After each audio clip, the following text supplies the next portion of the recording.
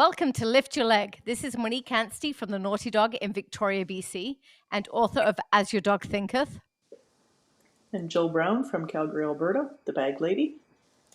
And unfortunately, we do not have Matthew Twitty here with us tonight, but instead we have our guest, Hayley Hais from the Chute Slipper in Nanaimo, who was formerly one of my apprentices many, many moons ago, and then for 10 years was my employee.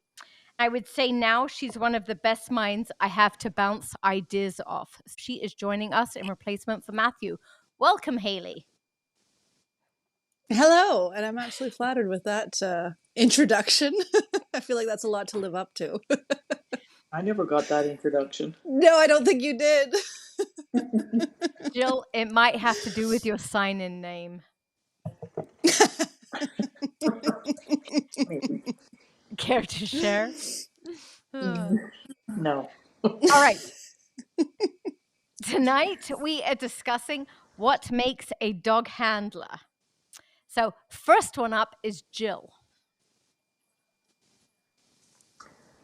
What makes a good handler/trainer? Patience is the first thing that comes to mind with me. Just taking your time teaching and training. Try not to lose your patience. And I think when I saw this note, I was thinking more from a training point of view. Like when I'm training someone, a person, I have to remember what it was like to not know what I know now. And sometimes that's hard to remember because I feel like I've had so many experiences now. But that was the first thing I thought of. You have to have patience with people because the things that we think are easy to come by are not easy to come by when you first start with dogs. Very true. Yeah, that's a good point, and a totally different perspective. Yeah, I wasn't thinking about with the dogs, which you do have to have patience with dogs, obviously, but Very patience true. with the new people when they are starting out and don't really know what they're doing. Yeah. No dumb questions in dog training, but sometimes when you get into it, how long have you been doing this, Monique? Oh, God. Well, I'm old now, so a very long time. It's hard to remember what it was like when you first started, right? Well, for a long time, I was very good at continually taking a new dog sport. And then for a while, I started doing dressage riding. I'm not sure we can call it dressage at my level. Sitting on a horse and getting bossed around. And that was very good. I didn't know that about you. No, I kept doing new things. So I was remembering what it was like to be a beginner. Then since COVID, though, I haven't done any of that. So it's been several years since I've been an absolute beginner at something. I know, but now there's no time and money and energy. No. I have Harry. Well, I'm just starting into your sport now, and that has reminded me what it's like to be a brand new beginner because, man, I feel like I'm floundering sometimes. Well, and I feel that way in my sport all the time. We compete in IGP, or at least we hope to. And the sport is just so difficult that you always kind of feel like an incompetent beginner. So it feels a little alien to me because I've been training pet dogs for so long that training a sport dog in the IGP world is entirely new. Entirely new. It's hard. It's the impossible sport. I need to try something new. You do? You should. Maybe I need a pointy-eared dog. You should. I highly recommend it. There's lots in the California shelters. No. Jill, this summer we have a new venture. Be an IGP dog. All right, next point. This summer Prada's going to learn track. It was me. Being open to all the options. I think Monique's been telling me this for years of you think you will not use a certain tool or a certain way of training, and then a dog will walk through your doors and you think, oh, I should probably try that. So it's just being open. I think, go on. I can speak to this one because I hate choke chains. I don't like them. I have no use for them. I have no idea why they exist. And then I think it was about a year ago, I found myself modifying one on a dog, and I never thought I would ever use one. But I used it in a way I also never thought I would use one. But I needed to for that dog. There was no other way I could change him. Hi, I Grizzly remember and that. his people, if you're still if you're listening. I think I did the exact same. Actually, I wrote down an example for this point, and it was about a choke chain. I was like, no, not my thing. I don't use these very often. And then I had a dog who I thought I should try this, and it was just the noise of it. We tried a martingale, and it wasn't enough. And it was the choke chain that worked, and it wasn't about the choking part of it. It was this noise of it that worked. Yeah, So anyway, it was something that I would never use, and then a dog walked through, and I thought maybe I should pull that out of my toolbox. Never say never. exactly. The worst part for Grizzly was I'd thrown them all away. I actually had to go and buy Oh one. no. And did you give it to them or do you still have it? I think I gave it to them. I've no idea. I don't have any, You'll end up so buying a new I'm one in the assuming I future. gave it to them. Yeah. Um, Mine was having a sense of humor. And by that, I mean having a fun side. Like, we need to be silly to keep our dogs staring at us, wondering what we're doing next, keep them enthralled with us. And with many of my dogs, actually all of my dogs, they all have a sense of humor. Now, Harry is very funny. Reggie was very funny. Pippa thinks she's funny, but it's really not. It's kind of this cheesy humor, but we don't tell her that. We pretend she's funny. She's like the nerd in junior high school that thinks She she's funny. she really is. It's kind of, oh, Pippa, that's so funny, as no one Sorry, laughs. Pippa. Darling. But you need to have that sense of humor. And in the process, you'll build it in your dogs. But that's why your dogs look at you adoringly. That's why they always have eyes on you, because they don't quite know what you're going to do next. You're I very good at that. I had a hard time with that when I first started using it, and this was a lot of years ago. Um, but the friend that I was training with tried to get me to run away from my dog, lay down on the ground, and start rolling around laughing. And I was like, not on your life. And he Why? kind of pushed me into doing it. I did it because this was like 30 years ago. Is this the friend you're talking about, Monique? Because it sounds like something No, she would tell you to no, do. no, it isn't.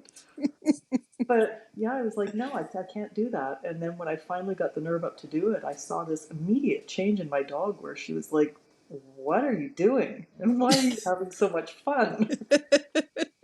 That it Well, really it made a huge difference. it's amazing how many times Monique is telling you to play with a dog, and then she tells you ignore the dog and just play, like have fun. And the Yeah, change in the dog who looks at you like, oh, you're having so much fun. Like I want to be a part of that.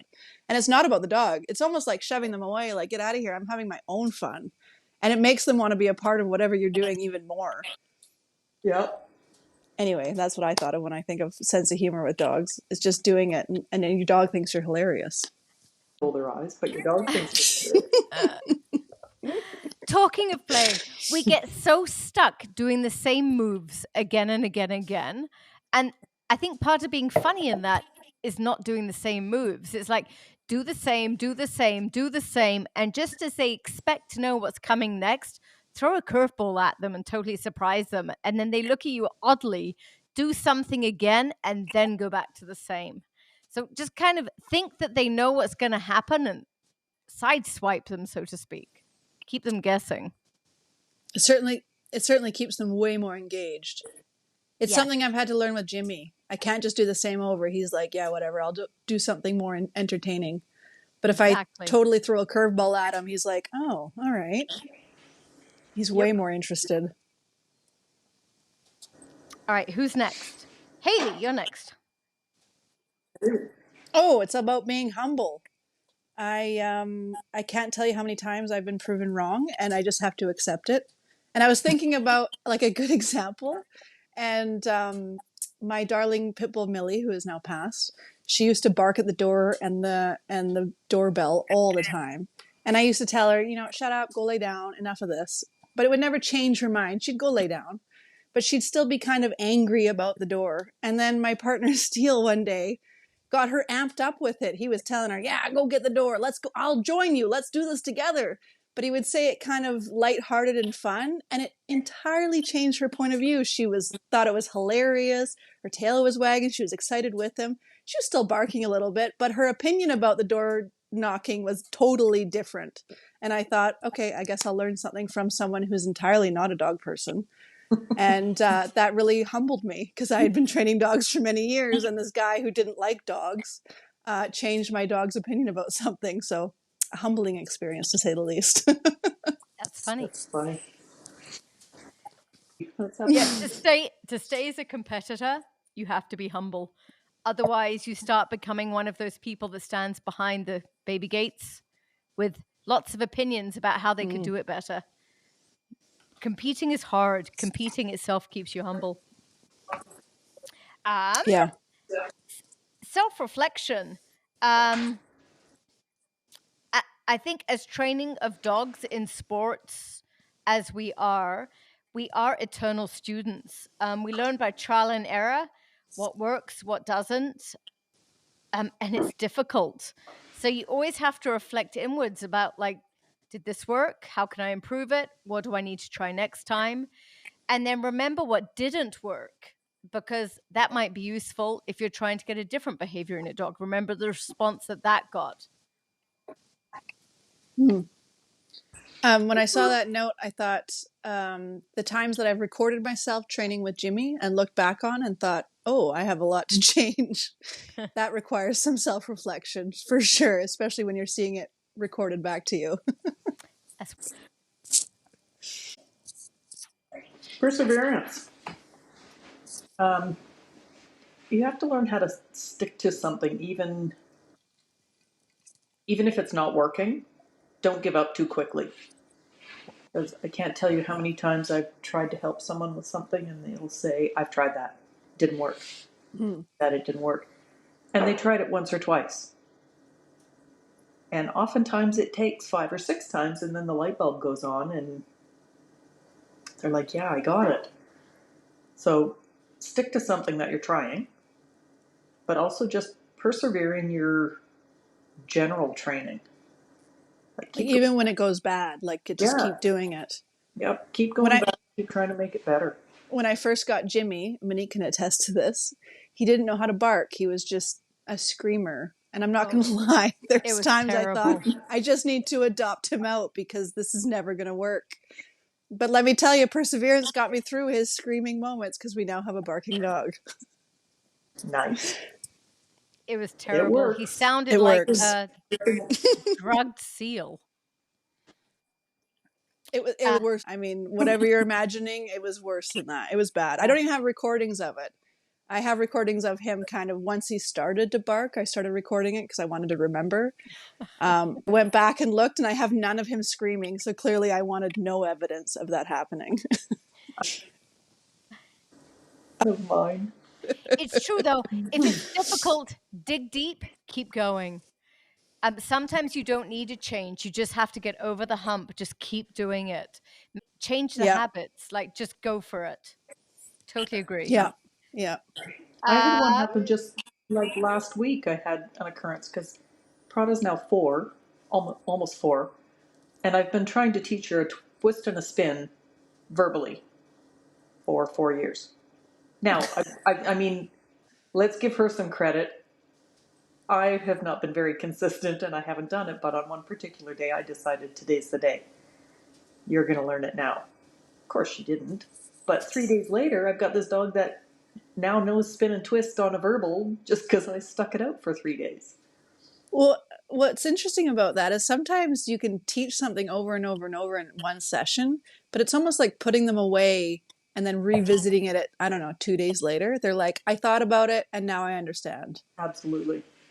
Maybe that's what you kind of went through, because I've certainly seen that in many dogs where I'm like, they're just not getting the lesson. And then 3 days later, I bring it out again and I'm like, oh, they get it. Like instantly, they know it. Yep. They need thinking time. Sorry.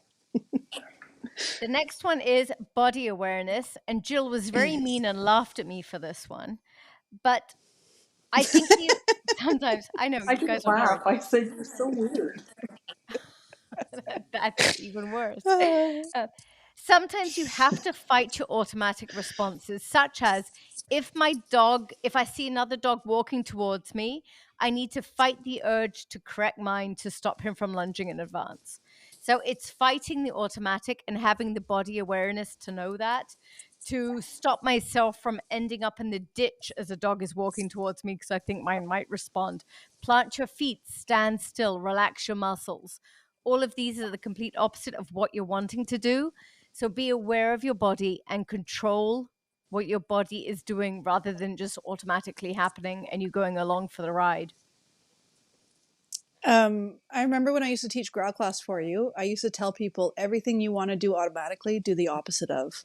So you want I to tighten the agree. leash, you need to loosen it. You want to get off the trail, get back on the trail and walk your straight line. It was all these things. You want to speed up to race past the dog, slow down. So it was Exactly. everything you want to do automatically to get out of the situation, just do the opposite. And generally it worked. And I think once you do it over and over and over again and you fight those auto responses, it does become your auto response.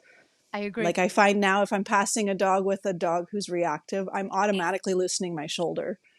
So it does become your auto, but you have to fight it in the beginning. I agree. Interesting. Mm-hmm. Hayley, it's you.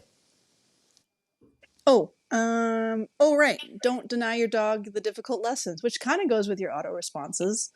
Um, and I was thinking about the different ways that I think about this, and it's about overcoming stress the right way will build the strength that you need. So I don't think strength or stress is a bad thing, but I think the way that your dog recovers from that stress is the most important. And I was thinking about the different dogs that I've dealt with, and I run a boarding business, and I have a pond with a bridge over it, and I have many dogs who come who are scared to go over the bridge.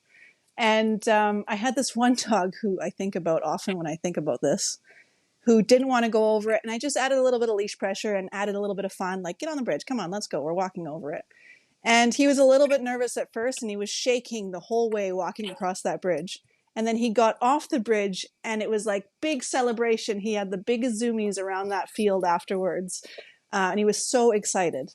And then his mom came to pick him up a few days later, and she said, I can't believe you got him across a bridge. We've never been able to do that. We've crossed many bridge on trails, and he's never done it. How did you do it?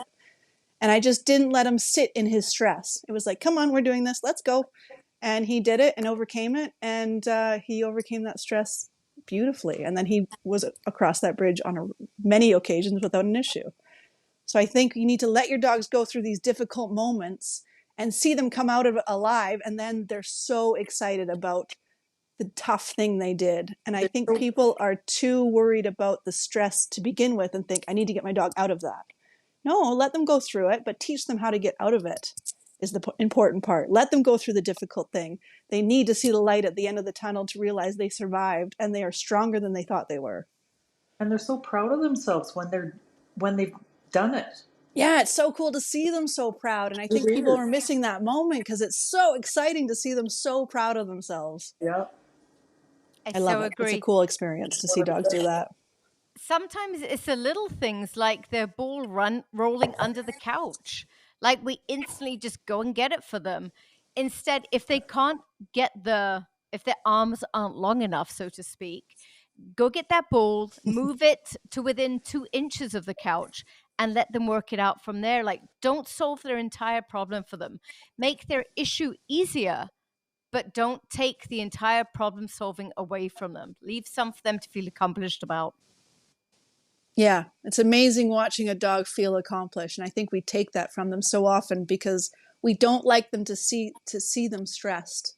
But I think stress is an important part of life. Anything worth doing in life as people is stressful. Yeah. We talked about this in regards to stairs with dogs that won't do stairs. And I actually had a friend of mine. Yeah, exactly. But I had a friend of mine call me the other day and said she's got an adult dog that she just adopted, won't do the stairs. So I was giving her the same advice. I'm like, carry him up, put him on the second stair from the top. Yeah, give him a choice. Yeah, like you have to just complete them, and then you're going to feel so good about it, I promise, and I'll celebrate with you. Exactly. She's like, well, I got him to do the stairs following a cookie. I'm like, no. It's not about that. It's not about food. Yeah, they need to do it on their own will of like, I'll just do this, and then they do it, And I promise it's worth it. I promise it's worth getting over that moment of like, my dog is stressed and I want to save them. Yeah. I promise it's worth getting past that. Yeah, totally agree. Yeah. All right, our next one was something I've seen with clients through the years, and it's boundaries. There are people who know how to have boundaries with their friends, with their family, with their children, and there are people that don't. The ones that don't aren't able to learn this. I don't think if you have zero boundaries in your life, I'm not sure you're ever going to be able to learn them. But for those of us that do, you need to have those same boundaries with your dog, such as, oh, give me a boundary now. Um, no dog's allowed to be like, no animal. I can even just change it from dog. So my rooster, if he comes at me and attacks me, gets scooped up and has to do my chores for the morning. If any dog does the same, it's pretty much the equivalent. Like animals just aren't allowed to invade my space in that rude way and get away with it. It's not that I'm on them, but I scoop them up and make them regret that choice. I just have a boundary. You have to be nice to me. I don't care if dogs jump up on me. I like jumping up, but you don't get to be rude and I think it try and depends on the hurt me. dog, though. Yes, Because there's absolutely. certain dogs I will absolutely allow jump on me, but there's certain dogs who I know it's different in their mind about it, and I won't allow it. No. You can't If they're hoof being sweet and me. jumping on me, I'll allow it 100 times. They can't clip you running by, Yes. like take you out at the knees. That my biggest thing is dog on dog. That body slamming. That's a huge Oh, boundary for me, not and I allowed. lose my on that. What That do is you mean dog on dog? I don't understand. like when one dog will run into another one when they're playing, Oh, yes, T-bone them yes, or really take them out. No, yes. that's a hard no for me. Yeah, fair Head-on enough. collisions not I don't allowed. want my dogs getting. Yeah. It's interesting. This might be off topic, but I have a dog that I board every once in a while, who will be looking at another dog racing with them and not looking where they're going, and they'll run into dogs almost on a regular basis. And I'm not really sure if it's they're not running into the dogs on purpose, but I have to be constantly aware of where that dog's running because she's looking at another dog as she's running into dogs. Anyway, that's totally off topic, but If one of mine is running towards the other and not paying attention to where they're going, if I Mhm. yell easy, they will check themselves and slow down a bit. Okay. So you have seen what I'm talking about. Oh Yeah. yeah. Interesting. Well, I think if Hayley, it's years happening over and ago, over with that dog, it probably is a bit of a habit. Hmm. Sorry, go ahead, sorry, Minnie. years ago, I knew a dog that was doing that, ran into a tree and killed itself. So it's, Oh, good to know. All right, I'll prevent it, is what you're telling me. yeah, it I can have a be a friend big who had problem. a young. Okay. Yeah, Yeah. I mean, I've always been on this dog's case about it, but I've always been conflicted because she's not purposely running into these dogs. you think. But she is still doing it, and obviously the other dogs don't deserve that. So I've always been on her case about it, and it is lessening. I don't get her all the time, so it's only when I have her boarding with me, which makes it more difficult to fix the issue. But I've always been conflicted because she's not doing it out of malice. She's not running into dogs on purpose. No, but she Anyway, could totally get off topic. broken. She could get broken just the Yes. same. Yeah. You know the dog, Monique. I don't know if you want this on the podcast. It was Kaya, the German Shepherd. Oh, yes. With Kaya, She'll I would be yell. watching Annie running, having so much fun. So for her, I would give her indirect pressure. So it would be a mean command of down. And that will tell her that Yes, you which is don't what I like have it. done. Yep. And that will tell her you don't like Yes, that and she and it should does, stop doing it. and it does lessen. But it's like it's something I had to remind her of almost every time. The first day I get her back, I should say. If she's with me for a week, it fixes it, and then by the time I see her again a couple months later, I see it again, and I have to revisit it. Interesting. Anyway, she's a lovely dog. I absolutely adore Kaya. She's one of my favorites. She's a wonderful Trained by German Monique. Shepherd. She came with a lot of dog issues, and then she now is one of my absolute favorite dogs to board. Jilly, you're next. That's a feather in a cap. Ability to read your dog or read other dogs. I mean, doesn't really matter. Just honing up your ability on how to read body language in your dog. being able to see those subtle differences when they're thinking about maybe having an evil thought, and you can do something about that before it actually turns into an evil action. My other thought with Yeah, this I think one that's was highly important. know your dog types. So is your dog a frantic dog, a lazy dog, a nervy type dog? Because all of those dogs require different tweaks to their training. So know your dog type as well. Yep, for sure. Uh, Oh my goodness. Think on the fly, which can be really hard, but it's something that you learn throughout your years of having dogs. Um, you're going to find curveballs thrown at you, and you have to be able to deal with them as things happen. Um, you might be whatever. I mean, throw an example out there. You're I walking can. along and you're by a ballpark and somebody hits a ball and you're like, my dog's a ball freak. I know he's going to hit the end of his leash. You check him back with you with whatever, a tap on the bum, let's go this way instead, whatever. So I remember, I think it was the Monks of New Skeet had a book out that they, or maybe it might have been Carol Benjamin. Anyway, it was Squirrel Eyes. And you always have to be on the lookout for that squirrel that your dog's going to have a bad thought and a reaction to. You got to be one step ahead of them. And yes, Monique, you had your example from today.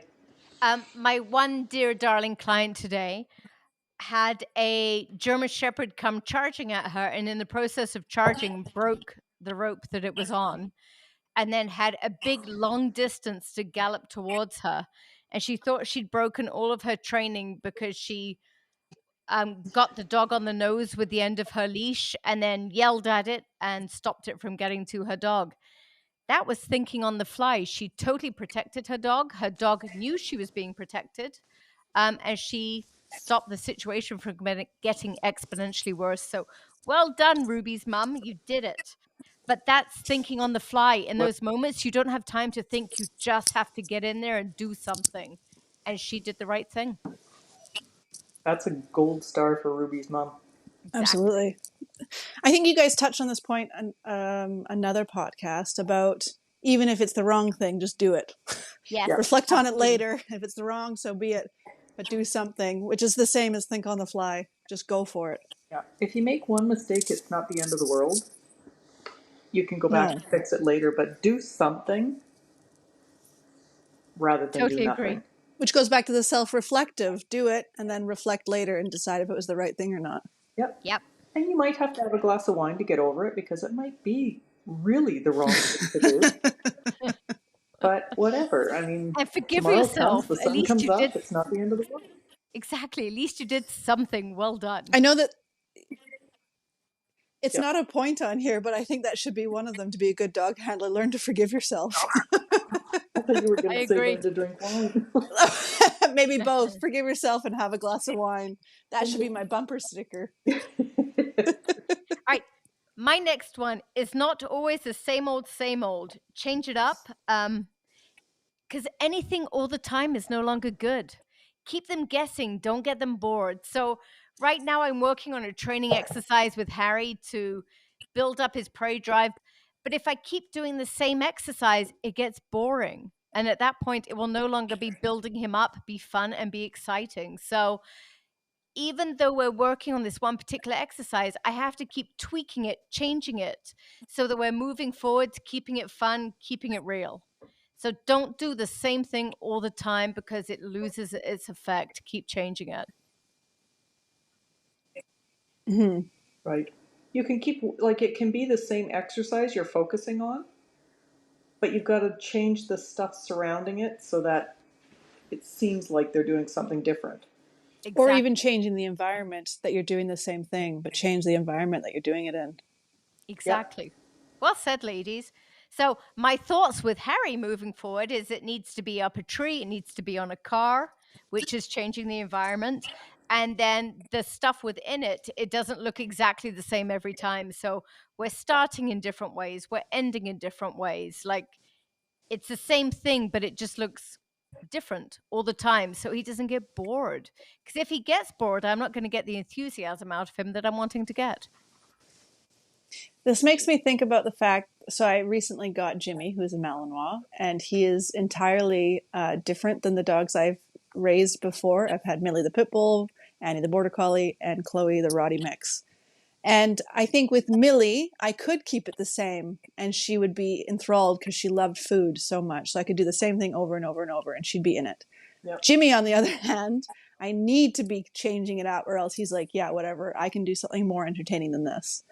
So I wonder if it's different as far as dogs go as well. I think you should change it up just for the fun of it. But I wonder if the difference in intelligence level, I'm not sure if that's what it is. I think I love my dear intelligence. Millie, but she was not nearly as intelligent as a Malinois. It's intelligence, and it's also programmable, how programmable they are. And Harry is very programmable, but then he takes it down to this is our job, this is how we do it. Yeah, no, that's Right. not. He's not doing it with enthusiasm anymore. Exactly. I want more from him than that. Yeah. So to keep it real and keep it live, I have to keep the excitement in it so that he's bringing the excitement to it. And I had one that I could work on fronts and finishes, not a word of a lie, for an hour solid.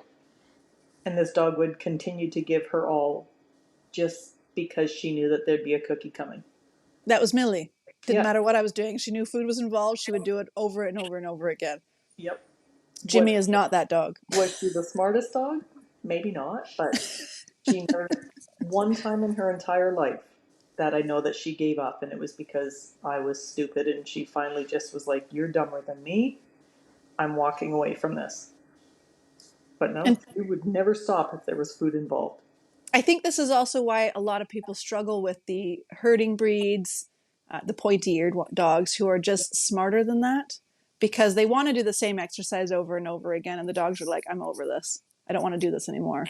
But if you had like a lab or, I don't know, retrievers, they're happy to do that exercise over and over, and that's why people who do that kind of style of training succeed so well with them. Yeah. And it makes me laugh because I've had people tell me that my dogs are so smart because they will continually retrieve that ball or whatever you're throwing. They're like, I throw it once and my dog's like, no, that's it. I'm like, really? Which one is the smart one here? Your dog just said stop throwing it if you want it back. Yeah, exactly. Like, throw it again, throw it again, throw it again. I mean, Stop throwing if you don't want to keep retrieving it, idiot. Anyway, slightly off topic, but it's an interesting, the difference in breeds, because I feel like I've had Millie, who was darling, wonderful Millie, but not the smartest. And then I got Chloe, who was definitely more intelligent than Millie. And Annie was 10 times above that. And while Jimmy, I think, is a little bit of a dodo brain, he is definitely more, he needs more than any of the other dogs I've owned. he's also a boy, right? And the others were girls? Yes, true. Boys I'm are not a sure little bit Jimmy's simple. a dodo brain. But they're a little He simple. kind of is. I mean, he's more than any of my other dogs. But sometimes he does things and I think, where did that come from? Like, why? Why are we doing that? Like, why are you on top of my fridge right now? Well, that's just the Malinois because I can. Because I can. And he thought it was hilarious because I was napping and I woke up and couldn't find him. Was he standing on top Anyway. of your fridge? He was laying down and I looked for him for like, I don't know, 3 minutes, which doesn't seem like a long time, but when you're panicking and you can't find your new rescued Malinois and you think maybe he learned to open doors and he's gone, and I'm outside looking for him, I'm inside looking for him, and he was up there quiet, which is not who he is. He is not a quiet dog, but he was up there quietly watching me, I'm sure with a sense of humor about me panicking. At you. Absolutely laughing at you. So totally different dog. I'm not used to him. I'm better now. I've had him for a while now, but it's been a learning curve to say the least. That's hilarious. That's Remind me if I ever think I want a Malinois. Call me. I'll let you know. No, remind me of those things. I won't need I will, anybody to happily. give me. I feel like I could write a children's book and it would sound like satire, and it wouldn't be. You should. All right. Oh, I wanted to talk about practice what is difficult, not what is fun. And I think this more applies to people who are training for a specific sport. You want to practice the things that you know you're already good at because it's enjoyable and fun and your dog looks great. And I Healing. think it's much, yes, I because you can love take the healing. videos and the videos look great and you can show everyone how brilliant you are until you try to do the tough things and you don't want to video those ones so much. So I think it's important to remind yourself to do the things that you're not good at and your dog doesn't excel in, because you're never going to progress if you never practice the tough things. So go do them. Practice the difficult things. I know it sucks, and but the do thing it. is, we just talked about how proud the dogs are when they succeed at something. Hmm. When you practice the difficult things and you actually see yourself progressing, that's pretty exciting. Yes. Yes, 100%. Like you No. do something, you're like, oh, I don't want to do this. And then you complete it and your dog does it and you think, oh my God, that was awesome. Yeah. As Monique It's and I somebody important. agree. that hates training fronts and finishes, I don't think I've ever been thrilled after a front or finish. Well, I think you need to lower your standards then, because I was thrilled with my front the other day because Jimmy's been coming in sideways lately. And I finally got a straight front and I thought, I can end it here. I'm happy. This is good. But with my Well, healing, that's it's what I was such a going to just. rush for minutes. And then I do one front, he sits, he's super. Then he does a finish, he's fast, he's super. But it's over so fast. It's not the same. Yeah, but that's because that you're making it sound like they haven't been an issue. You just did a Yeah, replay with a front and a finish. exactly. If you'd You, been struggling with it for months and then finally got it, you'd be yes, super thrilled. you go Oh, out I today and you're have. like, I hate doing fronts and finishes because I they do. suck and my dog can't do it. Then, No, I think anybody that succeeds in something they've been struggling with, whether it's yes. the dog or the handler, are going to be really proud when they finally nail it. Like what Jill just said recently, you're teaching a spin. Is that what you said? Yeah, a spin For and how replace. long? How long have you been working at that? She's 4 years old. We start teaching it at 8 weeks. Okay, so it's been 4 years and you finally But got honestly, it. I don't want to make 4 my dog years sound minus two stupid months. because she's anything but stupid. I just haven't really put the time into it. So But here, when this is my point exactly. Were you not practicing the thing that you thought was difficult? I wasn't exactly. Oh, I just kept Hayley. doing it with, I kept doing it with Be hand nice, signals, Hayley. That's my point right there. That's all I need to say. You're our guest. Be nice. when not inviting me back. Jill knows me. I can razz her a little bit. Oh, Yeah, dear. and I wish I had a photo of Hayley that I could post. There's Oh, none. I'm beautiful in every photo I take. I have them. Don't worry. But there's actually there's no comparable ones. Sorry. All right. Practice all the things.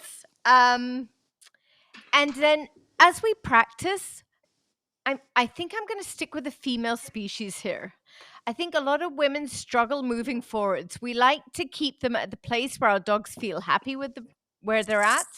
We like to keep rewarding them, luring them, keeping them somewhat in kindergarten where they can totally be fast and successful. Like I'm thinking of downs. How many of us move away from luring our dogs down with food in our hands versus talking to them as they're running away and saying down to their bum? We are comfortable sticking with the easy part where we know we will succeed. Move on from that. Get yourself out of kindergarten, push yourself to the next level. So don't stay where it's comfortable. Move yourself on to the final picture. Mm-hmm. Yep. Yep. I think that's the same thing as do the difficult things. Yeah, I was just gonna say, and Sometimes it you'll sucks. be oh so proud of yourself Mm-hmm. when you're Yep. succeeding with that.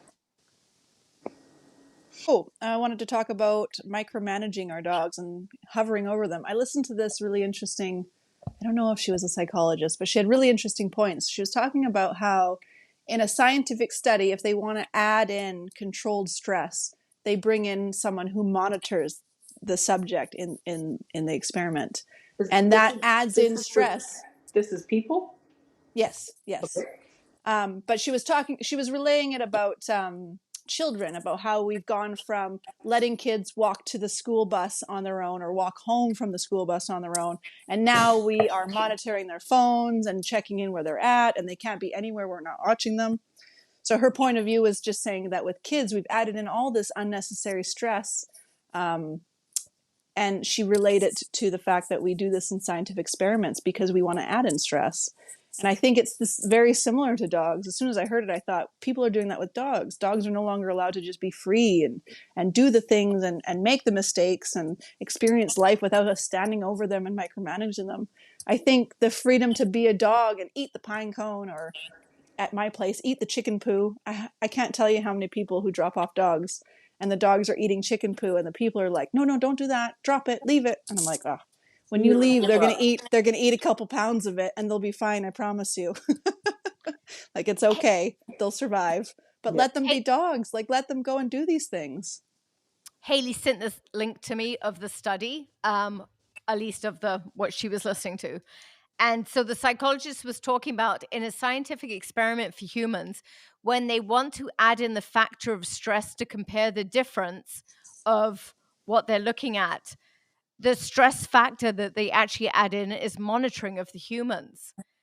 And listening to that really clicked into me, like, wow, it's just the monitoring that is a stress.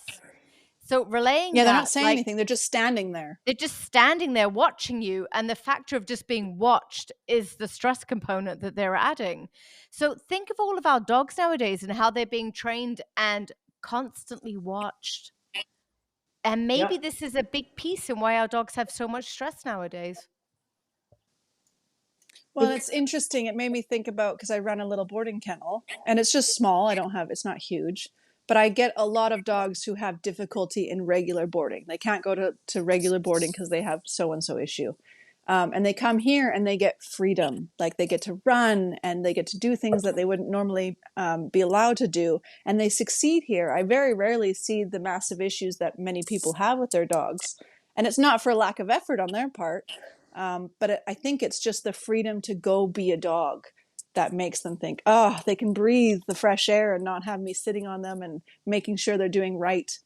I have rules, but they're few. And I think that's important. Yeah. I totally agree. I'm a letter carrier, and this just made me think of when I'm at a community mailbox putting the letters in and somebody pulls up. And when they pull up, honestly, I can't even lie. I roll my eyes and I'm like, just stay in your car. But no, it can be -30 and they have to come out and stand there watching you put it in the mail. But and that's stressful. How many mistakes I make when they're standing there watching me. Yes. Exactly. Like, well said. I'm like, just go away and let me do this and then come out. Well, and it's similar when Monique said, do you want to come on this podcast? And I thought, how many people listen to your podcast? How stressful is that?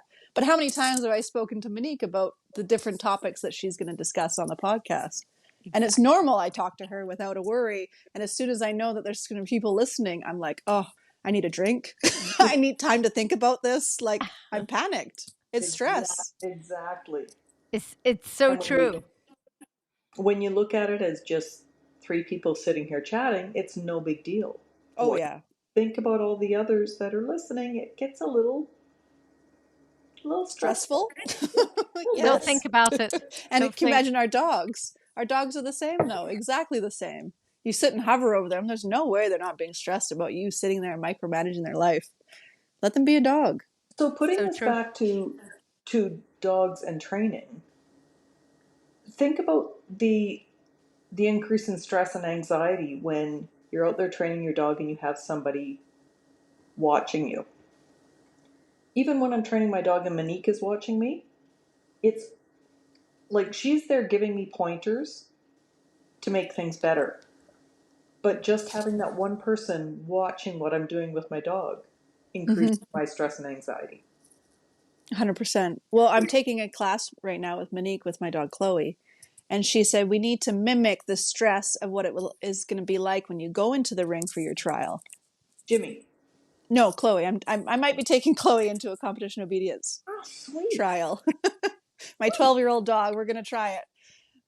But she was talking about how can we add in the stress of what it's going to be like on that day.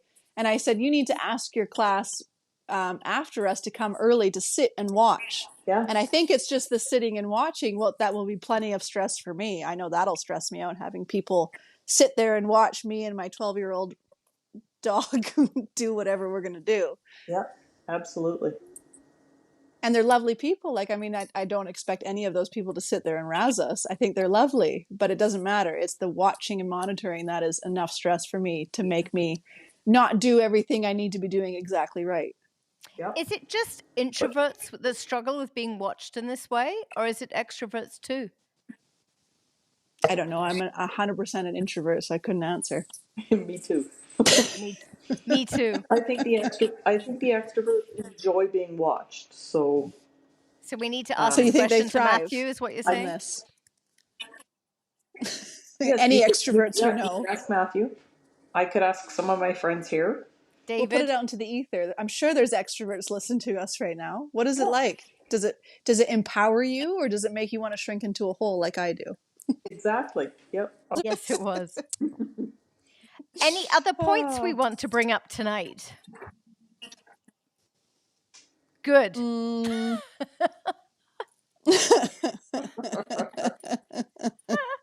I got nothing. Hayley had touched on going back to when you were a total newbie and trying to go back there in your mind of what other people are dealing with when they're new and you're training with them. Do we want to touch on that as to how you can help those brand new people when they're coming in for training? I know that I had to just remember what it was like. I think when I stopped being a trainer, it was because I felt myself getting impatient with the simple questions. Yeah. I would get the same simple question 5 times a day, and I would feel like, oh, how do people not know this now? But I had to remind myself, like, there was a time I didn't know that. Yeah. So, which is why part of the reason why I don't train anymore. I was a trainer for many years, but I stepped away from it because I could feel myself getting frustrated, and that's not fair to these people. And I think they are all legitimate questions, and we have to remind ourselves that they're all legitimate questions. Yeah. I'm going to speak, David, sorry, forgive me, about helping David, who's a person I train with often, like multiple times a week and have for many years. And it gets frustrating at times. And then this weekend, I had an epiphany. And it was simply, and it's so embarrassing to say this out loud, he's a visual learner. He had to see me take his dog and do it. And he 100% could replicate whatever I did. But me explaining to him, he probably has a 30-40% success rate. So I've been getting very frustrated explaining things to him when all I had to do was just show him. So I think I'm very similar with David, is sometimes you just need to see it. You just need to see it's it. Understanding that people learn. Yeah, everyone learns so different, and explanations don't work for me. I need to see it. So I feel for poor David. With him seeing it, he is at 100%. Like, it was unbelievable. But explaining it, not so much. So remember that about your students, about people out there, that if it's just not getting through, maybe there's just another way we need to communicate it. Well, I think that also relates to the fact that sometimes people think my dog can't do that. And then you can demonstrate with their dog and their dog does it. And they go, oh, okay, I need to change what I'm doing because it's not the dog. Yeah. So I think that's slightly different. But I think demonstrating is such an important piece in many people's training experience. I think also, too, whether you're explaining or demonstrating, a lot of people need to go home and work that on their own without somebody, quote, monitoring and adding stress. They have that opportunity to get comfortable with what they're doing and understand what they're doing. Yeah. They need to try it and realize what mistakes they're making on their own. Yeah. Absolutely. Yeah. Training people is a whole different world. Like, I can train dogs all day long. Training people is a whole lot harder. I could teach the brand new people like that are just coming in, I think I could do that. But beyond But that, I don't want to be teaching. and I wonder if I it's the don't. difference. I have the ability to say, like, to realize what people are looking for. If Okay. they want perfection, that's what I'm going to ask for. If they're happy for their dog just to sit willy-nilly wherever, and that's what they want, I'm good with that. It's moving on beyond that I think I would have more issues. I think it's important to try and remember what it was like when you knew nothing, because I really do think that it's easy to dissuade people of get out a dog so you know nothing, as opposed to that's a good question. I didn't know that at one point too. Yeah. Yes. Michelle, you and I have to take dance classes so we can know what it's like to be learners Who? again. Michelle and I. Michelle? This was from Michelle class says this you need to week. get into interpretive. Who's Allison, Michelle? you can join us. Oh my god. These are people I don't know. Michelle is a lady in class that I'm doing with Monique, and she turned to me and said, if Monique was in a dance class and teaching as an instructor, what form of dance would she be teaching? And I think without skipping a beat, I said interpretive. And she said, oh my God, I just said the same.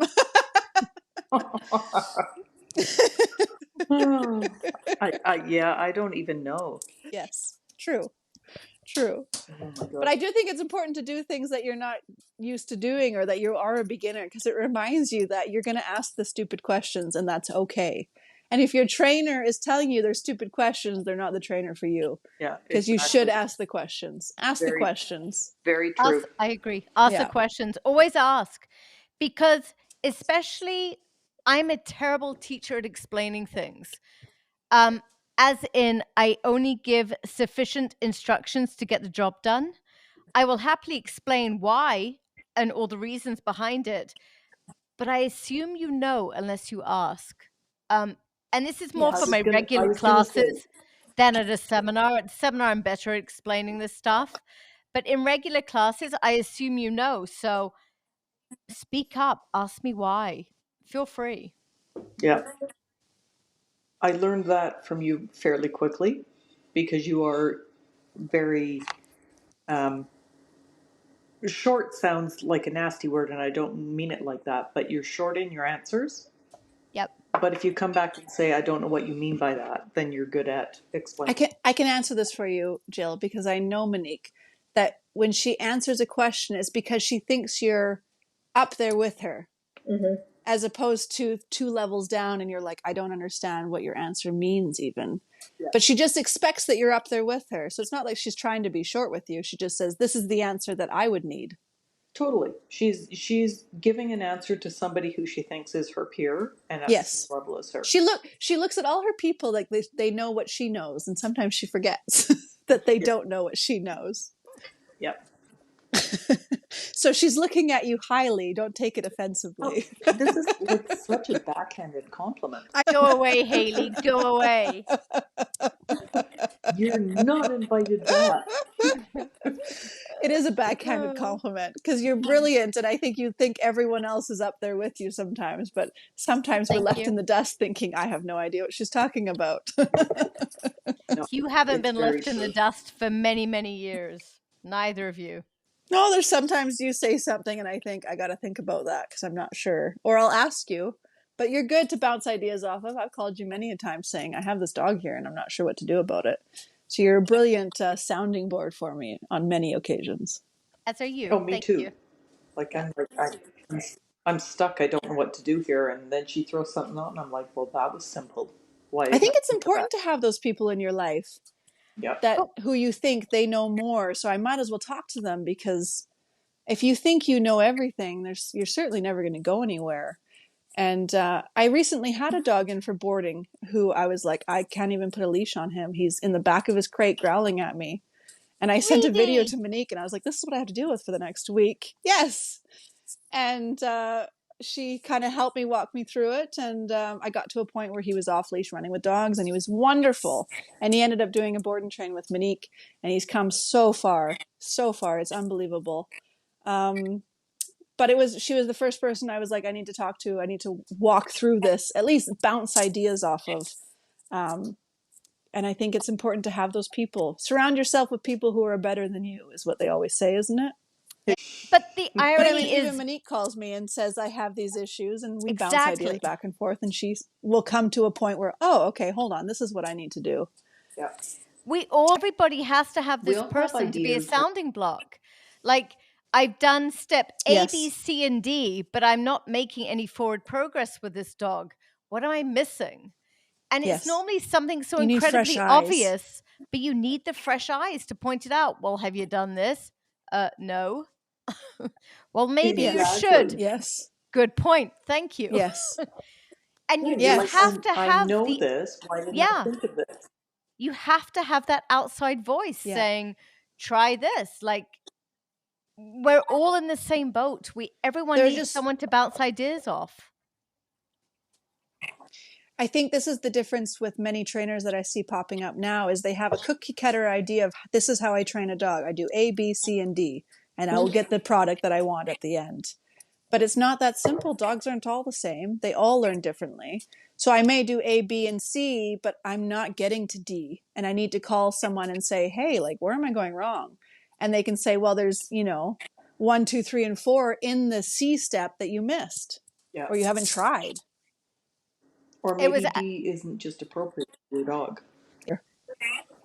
it was Hayley with Wasp that pointed out the obvious piece that I was missing, but I was reluctant to go there because Wasp was a border collie.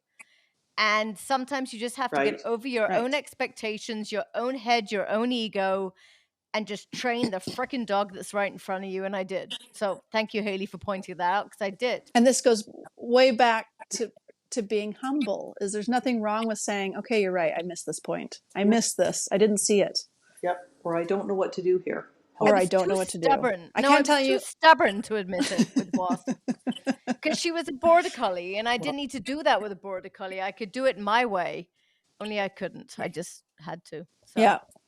Only Wasp said, no, you can't. Exactly. Yeah, I think it's so listen important. To the dog and the people. I think to be a good dog trainer, maybe you have to be a little bit stubborn to say, no, I'm doing it this way, and we're going to get the results I want. Perseverance. That was one of the qualities. Well, there you go. Everything's coming back. Exactly. I will persevere through this. But then there comes a point of, uh-oh, my time's running out. Help. This isn't working. Yeah. Yep. Anything else, ladies? Yeah, I enjoyed this. I did too. Thanks, Hayley. Thanks, Jill.